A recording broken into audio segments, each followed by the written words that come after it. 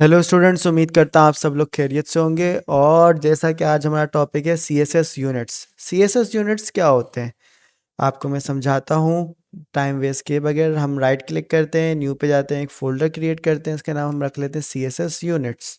अब CSS units क्या है, हम इसके अंदर जाएंगे, राइट क्लिक करेंगे, ओपन विद कोड करेंगे, तो हमारे पास जो है ये फाइल खुल जाएगी। अब यहाँ पर जो है हम लोग प्लस करके index.html फाइल बना लेते हैं जल्दी से, और इसके अंदर शिफ्ट के साथ 1 दबाते हैं ताकि हमारा स्ट्रक्चर आ जाए। साथ में हम लोग एक CSS की फ़ाइल जोड़ लेते हैं, लिंक CSS कर लेते हैं, और यहाँ पे हमें एक फ़ाइल जोड़नी है तो यहाँ पे एक CSS की फ़ाइल भी बना लेते हैं, लाइक 1.css। और यहाँ पर जो है मैं डॉट स्लैश डाल के जो है 1.css को लिंक कर देता हूँ। अब यहाँ पे मसला ये बॉडी में हमारे पास कि index.html में मैंने एग्जाम्पल के तौर पे एक h1 से, अक्सर हमारे पास CSS यूनिट्स जो है फॉन्ट्स में ही ज़्यादातर काम आ रहे होते हैं, ठीक है। तो अभी हम लोग क्या करते हैं कि हम लोग यहाँ पर एक h1 में कुछ लिख लेते हैं, जैसे कि मैं यहाँ पर लिख लेता हूँ टेस्ला कंप्यूटर इंस्टीट्यूट, ठीक है। अभी आपको दिखाता भी हूँ कैसा दिख रहा है। तो जैसे कि मैं आपको अगर ये दिखाऊं तो ये आपको कुछ इस तरह से दिख रहा है, टेस्ला कंप्यूटर इंस्टीट्यूट। स्पेलिंग थोड़ी सी मिस्टेक हो गई, इसको सेट कर लेते हैं। तो ये आपको कुछ इस तरह से दिख रहा है। अब लेकिन जब मैं राइट क्लिक करके इंस्पेक्ट करता हूँ और इधर क्लिक करता हूँ तो मोबाइल में भी मुझे ये ऐसा ही दिख रहा है, इतना बड़ा फॉन्ट। अब मैं बताता हूँ मोबाइल में मुझे छोटा दिखे, लेकिन ये छोटा खुद ब खुद कैसे होगा। तो उसके लिए हम लोग करेंगे CSS। तो हम लोग यहाँ पर जब कुछ सेटिंग करते हैं अपने CSS के, आपको पता है जब भी नया प्रोजेक्ट स्टार्ट करते हैं, margin 0, padding 0, box sizing, border box so, तो हमें पता चलता है कि अभी हमारे जो एक्स्ट्रा स्पेसेस है वो ख़त्म हो गए। तो जो हमारे एक्स्ट्रा स्पेसेस ख़त्म हुए हैं, दिखाता हूँ आपको, ये देखें एक्स्ट्रा स्पेसेस ख़त्म हो गए, और यहाँ पे भी ऐसे। अब मैं चाह रहा हूँ कि अब मेरा जो H1 है, ठीक है ना, तो H1 को थोड़ा सा डिज़ाइन कर लूँ। H1 का मैं कह रहा हूँ कि बैकग्राउंड कलर जो है वो रेड हो जाए, फॉन्ट फैमिली जो है हमारी एरियल हो जाए, ठीक है। और इसका तो आपको इस तरह से कुछ दिखेगा, ठीक है। और मैं चाह रहा हूँ इस H1 में थोड़ी सी पैडिंग आ जाए 50 पिक्सल की, तो ये आपको कुछ इस तरह से दिखेगा।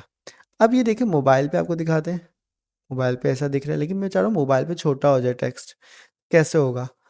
तो देखें इसके लिए हमने लास्ट टाइम देखी थी मीडिया क्यूरीज। अब मीडिया क्यूरीज में क्या होता है कि आप साइज वाइज बता सकते हैं किस स्क्रीन पे किस तरह का साइज दिखे। जैसे इसमें मीडिया स्क्रीन में मैं दे रहा हूँ मैक्स विड्थ में दे रहा हूँ, मैक्स विड्थ का है कि 746, यानी मोबाइल टैबलेट के अंदर अंदर अगर स्क्रीन खुली हुई हो तो ये जो H1 है इसका फ़ॉन्ट साइज़ जो है हम छोटा कर देते हैं। लाइक हम इसका फ़ॉन्ट साइज़ जो है कर देते हैं, फ़ॉन्ट साइज़ मैंने कर दिया इसका 15 पिक्सल।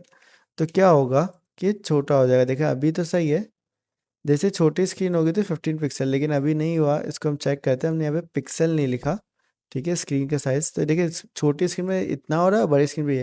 लेकिन ये मसला करेगा, मसला इसलिए करेगा कि अगर हमारे पास बहुत बड़ी स्क्रीन होगी, जब भी कोई साइज़ के मसला, कि हम हर दफ़ा डिवाइस के साइज़ेस डाल डाल के स्टाइलिंग करते रहेंगे कि भाई 746 पिक्सल से छोटी स्क्रीन हो तो ये साइज़ रखना, फिर अगर 1000 पिक्सल से साइज़ हो तो हेडिंग का ये साइज़ रखना। तो ये बहुत ही मसला हो जाता है। तो इसके लिए होता है हमारे पास यूनिट्स। अब ये px यूनिट है, एक पिक्सल यानी एक डॉट को हम पिक्सल कहते हैं।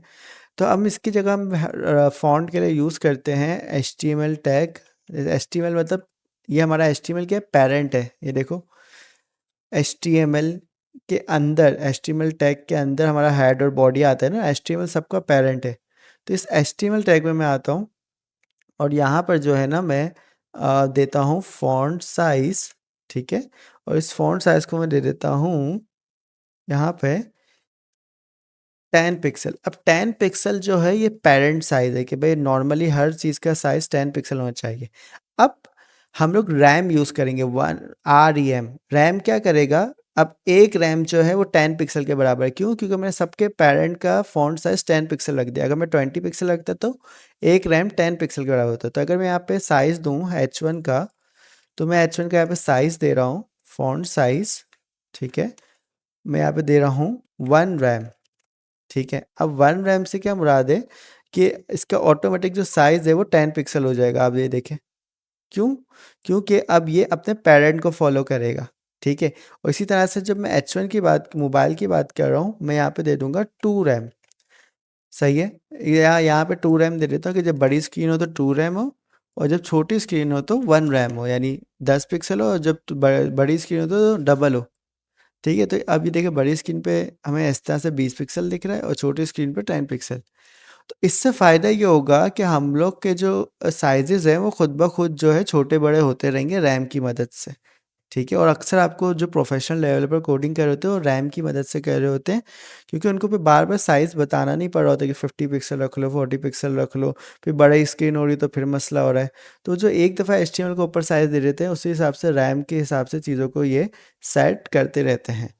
तो उम्मीद करता हूँ आपको ये चीज़ जो है समझ में आई होगी और इसका यूज़ भी हम लोग आने वाले वक़्त में करेंगे। अगर हम कोई प्रोजेक्ट बना रहे हैं जिसमें हम वेबसाइट को रिस्पॉन्सिव कर रहे हैं, तो वहाँ पे भी इसका यूज़ होता है।